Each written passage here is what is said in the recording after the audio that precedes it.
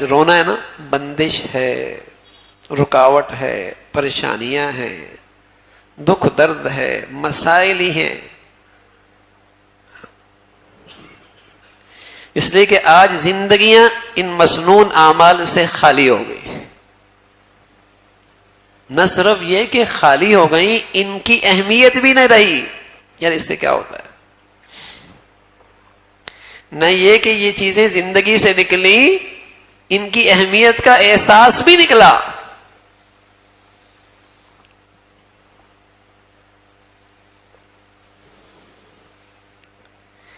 تو میرے عزیزو، ایمان بڑھیا تو اس کی زندگی میں دعاؤں کا حصہ بڑھیا، کہ ایمان ہے کہ اللہ کے سوا کوئی کچھ نہیں کر سکتا. عزت کے فیصلے ہوں، ذلت کے فیصلے ہوں، اللہ کے ہاں سے ہوتے.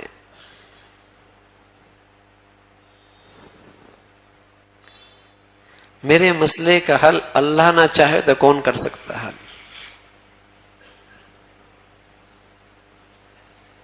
جس قدر یہ بڑھیا ایمان ہوگا تو فریاد پہلے اللہ سے ہو، ہر وقت اللہ سے مانگو.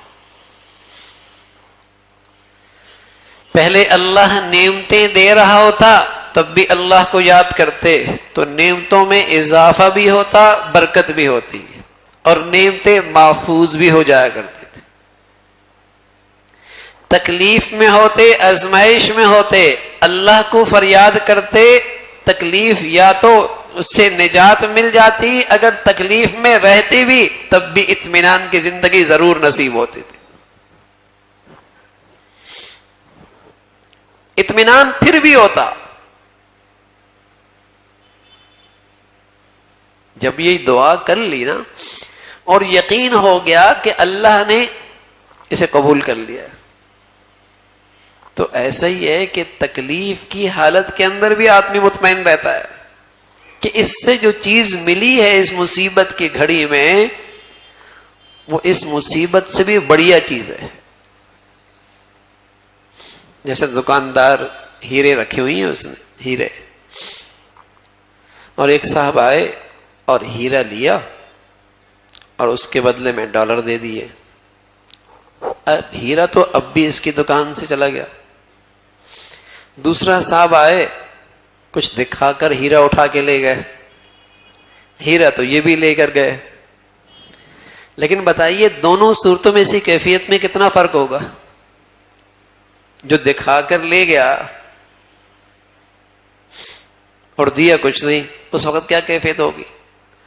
اور جس نے ہیرا لیا اور ڈالر دے دیے، وہ بھی لے کر گیا ہے، لے کر دونوں گئے، لیکن دونوں میں دکاندار کی سوچ میں، اطمینان میں زمین و آسمان کا فرق ہوگا. جس نے ڈالر دیے اس کے بارے میں تو خیال ہوگا کہ میاں ایک اور لے جاؤ، ایک اور لے جاؤ. اور جو کچھ دکھا کر لے گیا تو رات کی نیندی بھی ساتھ لے گیا. یہ فرق ہے نا. ہاں، مصیبت آئی لیکن یقین ہو گیا کہ دعاؤں کی برکت سے اللہ نے اس سے بہتر چیز دے دی، تو انشاءاللہ اطمینان ہو گیا کہ اس سے بڑھیا چیز آ گئی. اور مصیبت آئی اور کچھ ملنے کا خیال نہ رہا، یقین نہ رہا، یوں ہی مصیبت آ گئی، راتوں کی نیندیں اڑ گئی.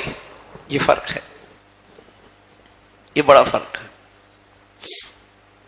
تو دنیا کے مصائب نیک بد دونوں پر آتے ہیں، دنیا کے حالات نیک بد دونوں پر آتے ہیں، لیکن فرق یہ ہے جسے اللہ کی معرفت نصیب ہوتی ہے وہ نیکی، وہ آزمائش کے اندر بھی کما رہا ہوتا ہے اور مطمئن ہوتا ہے. جو نیک آدمی ہوتا ہے وہ مصیبت اور آزمائش کے اندر بھی کمائی کر رہا ہوتا ہے اور مطمئن ہوتا ہے. ام سلمہ رضی اللہ تعالی عنہ حضور علیہ الصلوۃ والسلام سے سن رکھا تھا، آدمی کسی مصیبت میں آ جائے اور اللہ سے دعا کر لے، اللہ اس مصیبت میں مجھے اس سے بہتر چیز عطا فرما دے. یہ سن رکھا تھا. شوہر کا انتقال ہو گیا، شوہر کا انتقال ہو گیا ابو سلمہ کا. ام سلمہ کہنے لگی میں نے اللہ کے نبی صلی اللہ علیہ وسلم کی یہ دعا سن رکھی تھی کہ مصیبت گھڑی میں کیا دعا کرنی چاہیے کہ اللہ مجھے اس سے بہتر چیز عطا فرما دے، لیکن خیال پھر آتا کہ ابو سلمہ سے بہتر چیز مجھے کیا ملے گی؟ شوہر ہی چلا گیا اور وہ بھی ابو سلمہ جیسا شوہر، اب مجھے بہتر چیز کیا ملے گی؟ لیکن اپنے نبی کی بات پہ یقین بھی تھا، دعا مانگتی رہی، لیکن پھر وسوسہ بھی آتا ابو سلمہ سے بہتر کون ملے گا؟ فرمایا کچھ ہی دن گزرے کہ حضور علیہ الصلوۃ والسلام کی طرف سے نکاح کا پیغام آ گیا۔